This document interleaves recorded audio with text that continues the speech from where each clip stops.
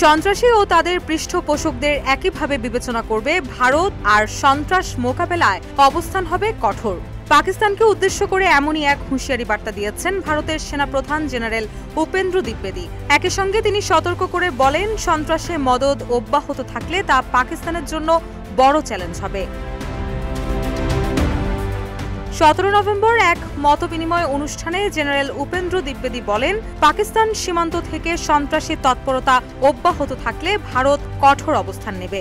আমরা আগেই বলেছি, আলোচনা ও সন্ত্রাস একসঙ্গে চলতে পারে না, রক্ত ও পানি একসঙ্গে চলবে না। শান্তিপূর্ণ প্রক্রিয়ার প্রতি আমরা প্রতিশ্রুতিবদ্ধ, তবে ততক্ষণ পর্যন্ত সন্ত্রাসী ও তাদের পৃষ্ঠপোষকদের একইভাবে বিবেচনা করা হবে।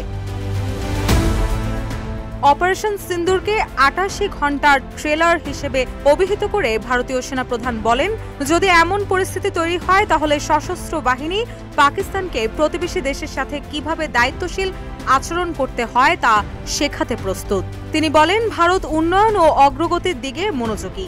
কেউ আমাদের পথে বাধা দিলে তার বিরুদ্ধে আমাদের ব্যবস্থা নিতে হবে।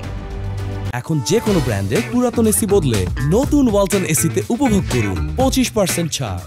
পাকিস্তানের পারমাণবিক হুমকির প্রসঙ্গ টেনে তিনি বলেন, আজকের ভারত কোনো ব্ল্যাকমেইলে ভয় পায় না।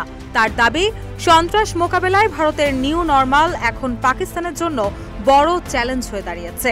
জেনারেল দ্বিবেদী আরও বলেন, ভারতের রাজনৈতিক নেতৃত্ব দেশের প্রতিরোধ সক্ষমতা বাড়াতে দৃঢ় প্রতিজ্ঞ। আজকের সময়ে আমাদের প্রতিরোধ শক্তি খুবই শক্তিশালী, কার্যকর বটে।